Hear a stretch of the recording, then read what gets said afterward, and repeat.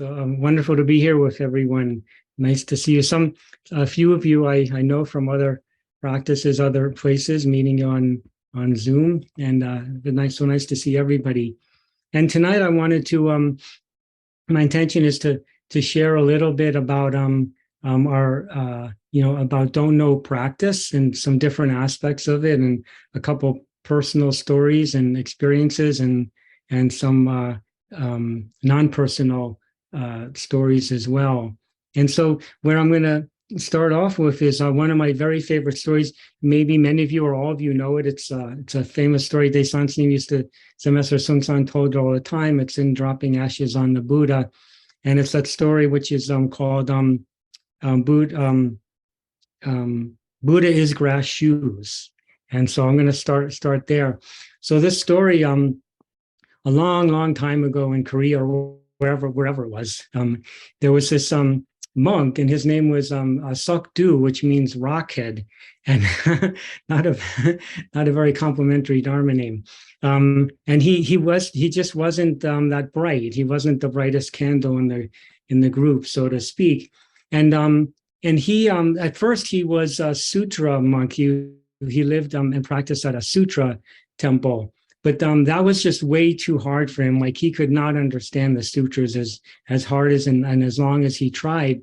So then eventually he moved on to a Zen temple, because he thought, well, maybe meditation, maybe that's easier, and less thing, you don't have to read, or don't have to read at all, or not so much, and it's not so much words, right? And more just about meditation and working. So he went to this temple, and some great Zen master who was the teacher there. But meditation was too difficult for him too. He couldn't sit still. He couldn't manage his mind, his thoughts. But he was a very diligent and very strong worker. He could do anything, in the fields, any physical labor in the kitchen. So he became, he was very much like a working monk, and that was his practice, just work. He worked every day. And twice a month, a Zen master would give a Dharma talk, but it just always went over his head. He just couldn't understand anything what was being taught, the Dharma. And he was very frustrated. As time went by, he was more and more frustrated, because he really wanted to understand. He was very sincere, very, very, very genuine. And so one day after one of those Dharma talks, he was he was rather nervous and shy, and he was a bit self-conscious, because he wasn't bright, and he wasn't, he felt inferior. And but he mustered his courage, and he went up to the Zen master. It wasn't easy for him to do, and he said, Master, please, what can I do? Please help me, because I really want to understand, but I don't understand anything that you say, any of this teaching, any of this Dharma stuff. And the master said, okay, no problem, but you must ask me a good question. And so he thought, a good question. What's a good question? He was scratching his head, and then he thought, okay. And then he came up with, he said, all right, Master, you're always talking about Buddha. What on earth is Buddha? And the master said I think in Korean, he said, Juk Shim Shibo, which means Buddha is mind. But Sok-du, he didn't hear it right, and he heard Gyptian Shibo, which means Buddha's grass shoes, and so he was like, okay, well, this is a very different Kangan. It was very difficult Kangan. What, Buddha's grass shoes? What the hell is that? What does that mean? Why does he have to give me such a hard one? But he just he accepted it, and he said, thank you, Master. And then for the next 3 years, he practiced he just kept this very strong don't know mind. Buddha's grass shoes. What is this? What does this mean? What is this? Just don't know. Every day he, working. He always kept this don't know mind, and kept this question very, very strongly. So he was practicing very hard, very, very diligently. And then 3 years later, one day he was up the mountain collecting firewood for the kitchen, for the stove.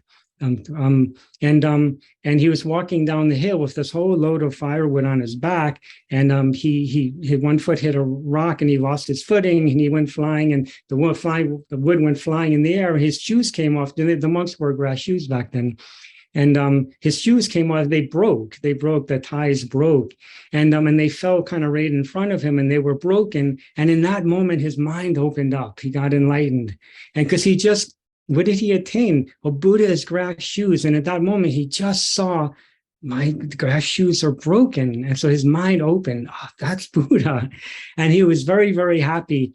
So he went running down the hill. He put his shoes back on, kind of, and they went running down the hill, and he found the Zen master, and he said, Master, now I understand what Buddha is. And the master said, oh, he already could see something was up, something happened here. And he said, oh, so what is Buddha? And Sukdu took one of his shoes off, and he hit the master on the head with his grass shoe.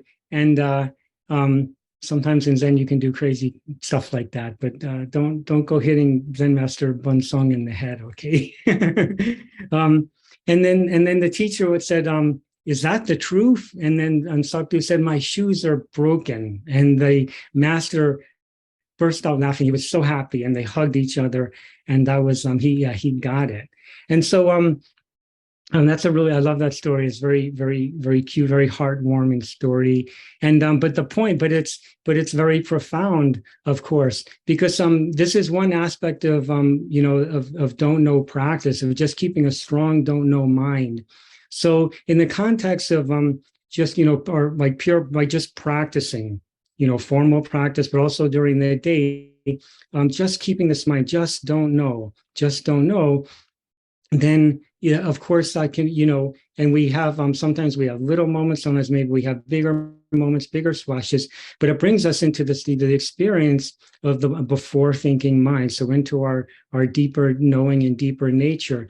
So just on that level of just, pure practice. So when we're sitting, maybe sitting with our Kangon, whatever Kangon, maybe, we're working with, just what is this? Just don't know. So on that level, just the actual, practice, the heart, the core of our practice.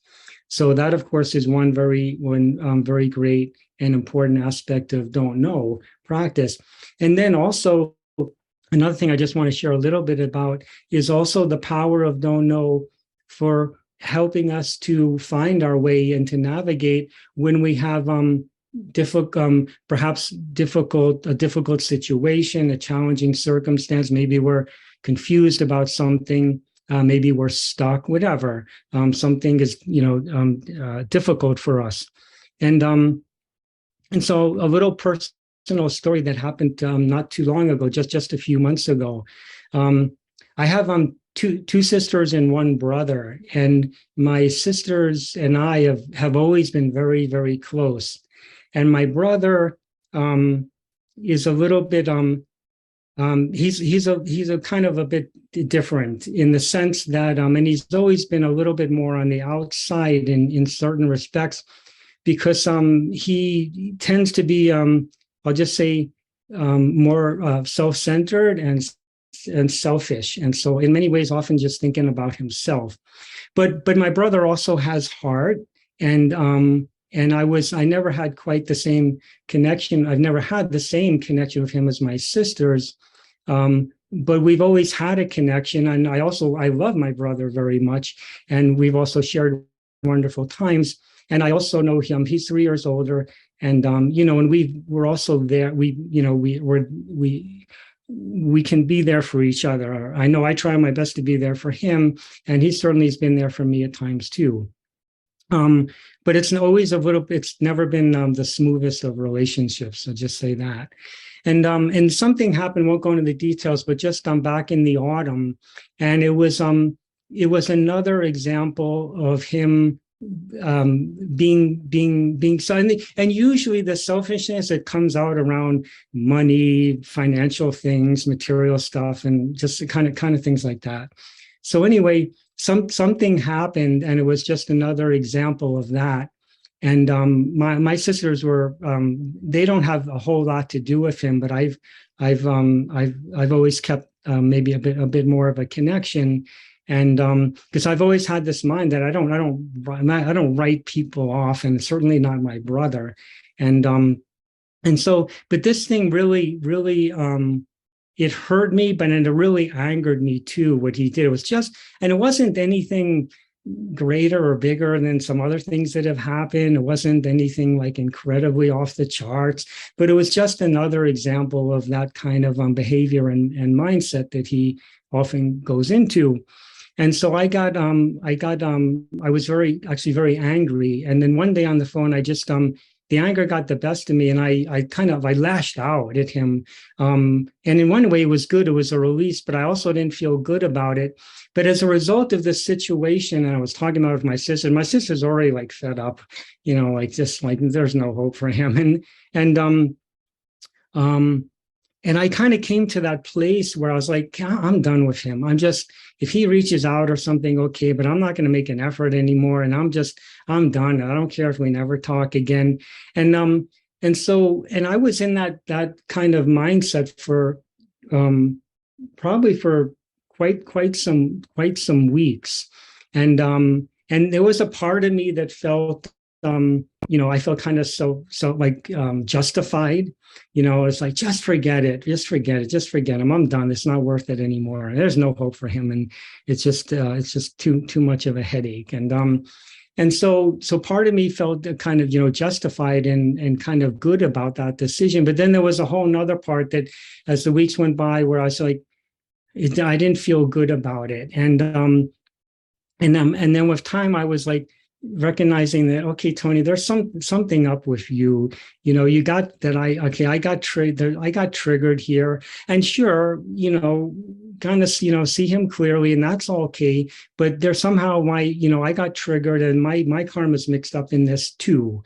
And as time went by, I was like, really kind of like, am I really going to take this step where I just cut my brother off? And then I started to just really, up until that point, when I started really looking, really questioning it, I felt justified and like I made my decision and I'm done. But then this whole other mindset started to appear. And then it's like, okay, Tony, you need to practice with this and just give it some time and practice. And so I really did. And I really, I would kind of bring it up in my meditation and then let it go. And then, so I really had this mind, okay, what is this? And what's my way here? Okay, this is, in this situation, with my brother, what's my way? What's my truth? And then it's so really, and keeping a don't know mind, because that's how I do it. I kind of, when I'm practicing with something, a challenging circumstance or situation in this way, I bring it up, and then I just kind of, do my best to give it up to don't know, and just try my best to just practice and just let all the stuff go, and then just see. And then with time, I really, I came into that place where, okay, no, my truth is I'm not going to cut my brother off. I can always tell him how I feel, and I can set certain boundaries, which I do, but I also, I'll be honest when it's necessary, but not cut him off. That's not my truth.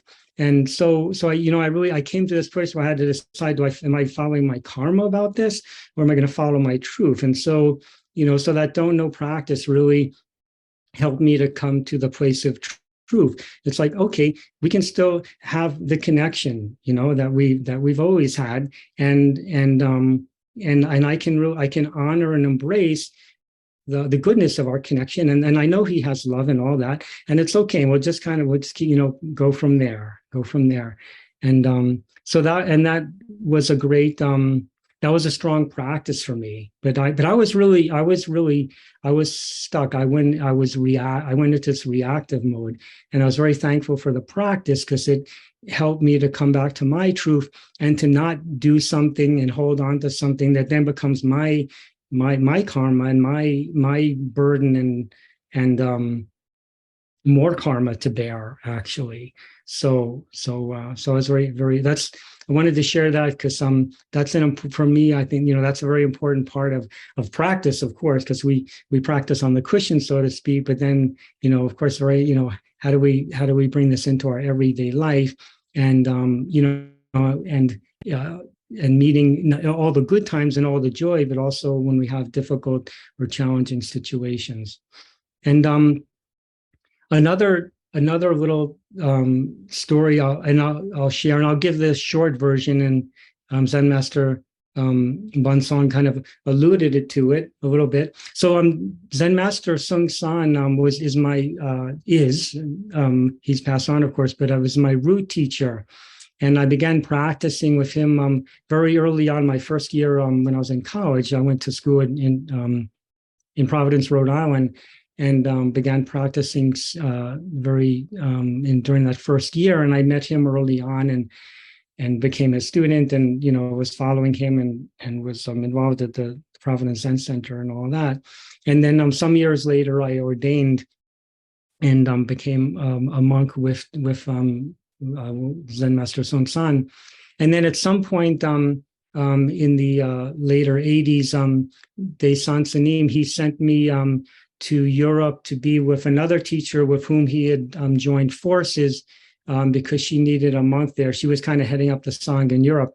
And just very, very, very long story, very short, they had a personal outing around 1992 or 93. And so they split the Sangha. So what was one Sangha became two, hers and his. And at that point, I had to decide, who do I stay with? Who's my teacher? And I had been with her for most of the past 5 years. And I really felt like it was terrible that I had to choose, but I felt like I needed to stay with her. So I did that. So at that point, I essentially, because there was this complete split between the Sangha, between her and him, and hence the Sangha, my connection with the Quantum School of Zen at that point was truncated, and so to speak, like pretty much, like really 100%, because they weren't interacting together. So there was no more Sangha relationship or interaction. And hence there was none for me any longer at that point with the Quantum School of Zen. And then long story short, things with her became very difficult, very, very difficult. And I left her and her Sangha in 2006. And then and that's when I essentially, and not in a formal way, but essentially derobed, or wasn't a monk anymore, not because I didn't want to be a monk, but because I didn't have a Sangha. And so I was in this very big transition time in my life. And I had this strong, my connection with the Dharma was very strong. And a very strong innate connection with it. And so I had this very strong faith. Well, I'll find my way, and I'll just practice on my own for now. But I'll find my way, one step at a time, and I'll find my way back to Sangha. I don't know what's that going to look like. And at that point in time, the Quantum School of Zen was not on my radar at all, because I had the split, and I had sided with her and chose her. So I also had this mindset like, well, they're not going to want me, but it wasn't even really even a thought that I could maybe go back to the Quantum School of Zen at that time. One thing led to another, and I did different things, and including was with some other Sangha for a while. And then eventually went to grad school for this profession, psychotherapy, and then embarked upon that career. And then in 2015, I had some years before I connected with Zen Master Songkyang Bobby Rhodes, who probably you all know, or most of you, of course, and because we were always very close back in the day, back in the 70s and 80s, when I was with the Sangha, and I had reached out to her some years before just to see how she was doing, and so we would speak on the phone once in a while. It was really nice, and then she had told me if I'm ever in the Berkeley area, please let her know, and we'll get together and have coffee. And so one thing I want to say is that through all these years and of kind of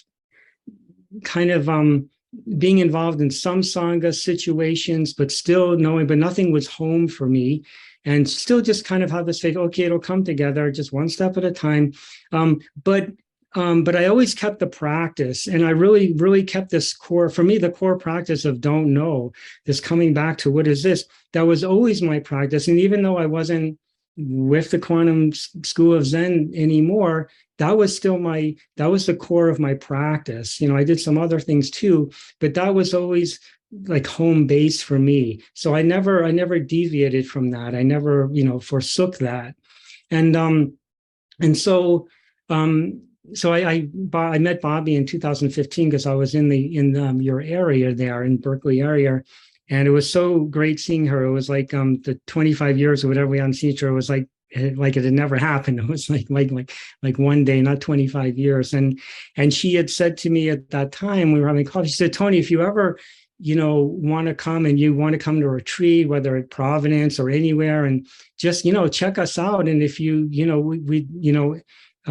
if you're interested to, and see if it's a fit for you, if we're a fit for you, and if you ever want to return, you'd be most welcome. And I was like, really? It was almost hard for me to believe, because I didn't think that would be the case. I had this mindset like I was a traitor or something, and I sided with the enemy and this kind of thing. But like I had been a traitor and I wouldn't be welcome. I had that mindset to a degree, And she was like, no, not at all. And I was like, okay, all right, let me noodle on that. Let me think about that. And I came back here to New Mexico. It was like June 2015. And it didn't take me long before I was like, yeah, no, I'd like to do that. And so and being in communicating with Bobby, it seemed like a good option, time to do that would be to wait till December and to go to Providence for Buddha's Enlightenment Day weekend and for part of the 7-day retreat, which for a long time and still these days, Bobby leads there at Providence Zen Center. So I did that, and when I got to Providence for the Buddha's birthday, back in those days, the Buddha's birthday ceremony and the whole weekend happened first, and then the retreat happened after on Monday. Now it's the opposite. The retreat happens, and then the Buddha's Enlightenment Day weekend happens after that, just like at the end of Kilche. So, but when I went there and I had that whole weekend before the retreat, and before I actually arrived there, I was so nervous. I was like really, really nervous. I was just like, okay, what am I doing here? Why am I here? Is this the right thing? How am I going to be received? How are people going to look at me? And then I was like, okay, Tony, it's okay. I just kept going back to, all right, just, this is what you're here just to find out, just be open, just try to relax. And, I got to the Zen Center and started like seeing people and, old friends, and everyone was so kind, and it was so nice to see everyone. But that whole weekend, I was still like, I was very, very confused and conflicted. Like, am I supposed to be here? Can I reconnect here? Why am I here? A lot of thinking the whole weekend. And then I was like, it'll be good when the retreat starts, because then I just go quiet, forced to go into quiet. And then, so I just kind of like, okay, this is why you're here. Don't worry. Just relax. Just come, we'll see what happens. Okay. And then Monday morning, the retreat began at like 10 o'clock or whatever. And the head Dharma teacher hit the chukpi 3 times. And my mind just went quiet. Like, don't know. It was just like, don't know, just went quiet. And at that moment, I realized I'm home. And then I was so happy. I had this incredible, incredible joy. And then over the next days during the retreat, talking about it and with Bobby and the interviews was really wonderful. But in that moment, when the chukpi hit that 3rd time, and I just knew I'm home, and it was such a strong, it was just this don't know experience. And before thinking, I knew it. All the thinking, all the conflict, all the analyzing, it all just disappeared. And so that was my that was my return to the Sangha, and I'm very, very, very happy for that. And the reason I kind of bring that up is just again, because all those years, and I went through a lot of hardship, a lot of hardship, a lot of suffering during the 18 years I was with that other teacher, and especially the last few years. And things were very hard. And then when I left in 2006, and then all those years of doing the things and going back to grad school, and a lot of some other things too. But I always kept this. I just always kept this don't know practice, And even though I was like, there was strong parts. I'm like, hey, what is my direction? I'm not a monk anymore. What's my direction all? And so I just wanted to share that, because without the practice, without the bone of that practice, I don't know what I can't even imagine. I can't even know where I'd be today. I don't want to think about it. There's another story which I love, a great don't know story, but it's a little too long to tell, so I'll save that for another time. But Daishan's name, he always said that, don't know, it's the only compass. That's why the compass of, the book, The Compass of Zen. He always said, don't know is the only compass we need in our life. It's the only compass. So always coming back and just, can always rely, just come back to don't know. And whatever's going on, it's going to, at some point, and sometimes things are really hard and sometimes things take longer, but just that practice of coming back to this moment. What is this? Just what is this? And it's never gonna, it'll never lead us wrong. And our thinking and our karma, it may sometimes, again, it takes a while. It can be really hard, but just coming back and I just know we can, trust that 100%. It will never lead us astray. And then I'll just finish with this really sweet story that I heard Zen Master Bon Soeng, Jane McLaughlin. She told it sometime last year in a talk. It was Daishansin was very close to the end of his life, and somebody asked him, said, Zen Master, you're such great Zen Master. You had this incredible life.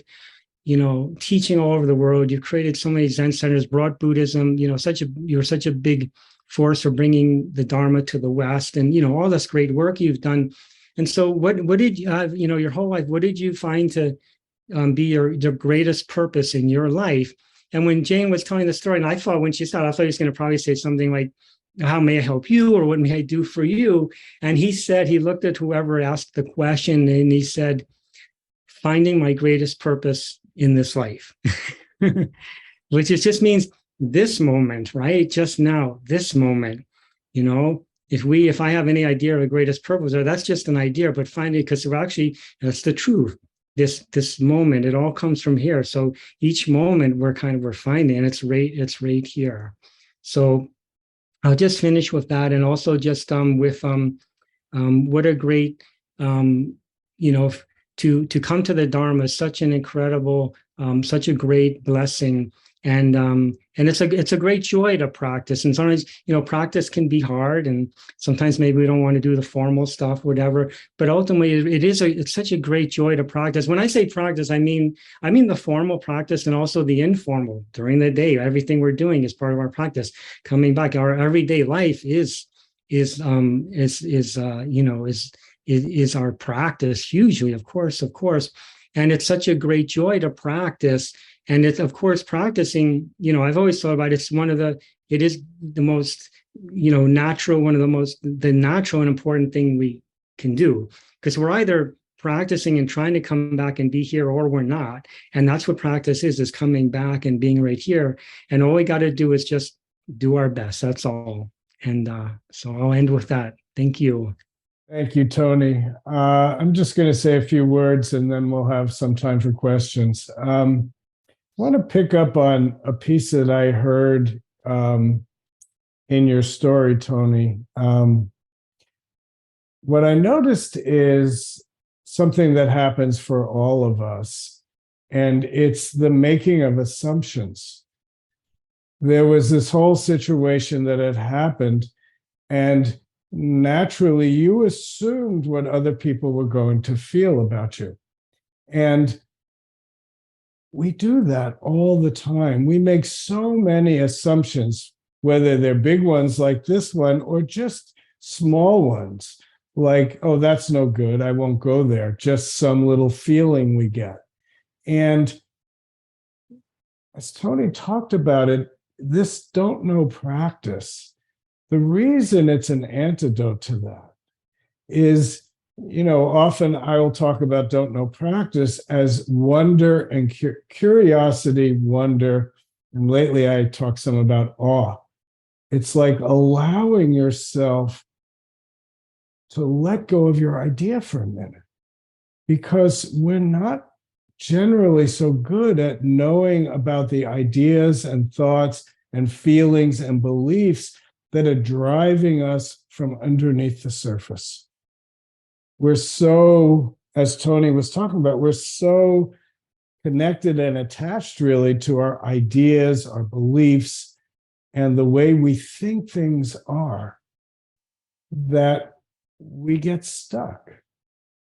So this returning to don't know is just very simply going, really? Do I really know that? When you notice yourself saying, oh, they're going to fill in the blank. In Tony's case, they're going to reject me because I picked the other side. When you hear that thought, the next thought could be, really? Do I really know that? And that's bringing don't know practice right into the middle of our situations. It's active. It's recognizing, oh, I've just been assuming all of this. What do I really know about this? And then going back to the first story Tony told about his brother, in a way, it was the same thing. It's always so easy for us to see what other people do. It's much more difficult to see our part in it. And that one moment where Tony said, this probably has something to do with me too. If nothing else, then the way I react to things. Because you can accept all the negative belief. Maybe it's true, but so what? The critical piece here is that I'm reacting to it. It's so easy to think it's what somebody else is doing. But I know for myself, I've had the realization that just about anything that another person does, sometimes I react one way and sometimes I react another way. Sometimes I may get tight and upset about it. Another time I might not care. If I change, that means it doesn't really have to do with the other person. It's just how I take it in. So, in our morning bell chant where it says, everything is created by mind alone. The situation is what it is, but how I respond to it determines my life. And keeping a don't know mind in part means paying attention to how it is that I'm responding to things. What am I making here? It's not judgmental, it's curiosity. It's allowing the moment to be our teacher and learning from our experience. And Tony makes this distinction between formal and informal practice, and there is one. You all heard me say often enough in the last year or so that formal practice is a little bit like going to the gym. We really, really focus our attention. We do our formal work there. But then once we leave the Dharma room, our life is open and alive. What do we bring to this moment? And again, as you've heard me say, we're not practicing to be good meditators. We're not practicing meditation so we'll be better at meditation. If there's a getting better at, it's getting better at being open, getting better at recognizing what I bring to the situation, and having a little bit more openness and maybe love in our heart, and to give, maybe it allows us to give the benefit of the doubt to someone else, to recognize the suffering that they must be going through, and then to recognize what am I bringing, and then really make it don't know. All of us are the Rock's Head monk. We all are Rock's Head. We all are in that place where we don't really understand, but we try to hide it. We pretend we're not. So, Zen is transmission mind to mind outside the sutras. The story gives us a sense that even if we don't understand it all, that's okay. Just stay curious, just stay open, and ask this great question, what am I and what is this?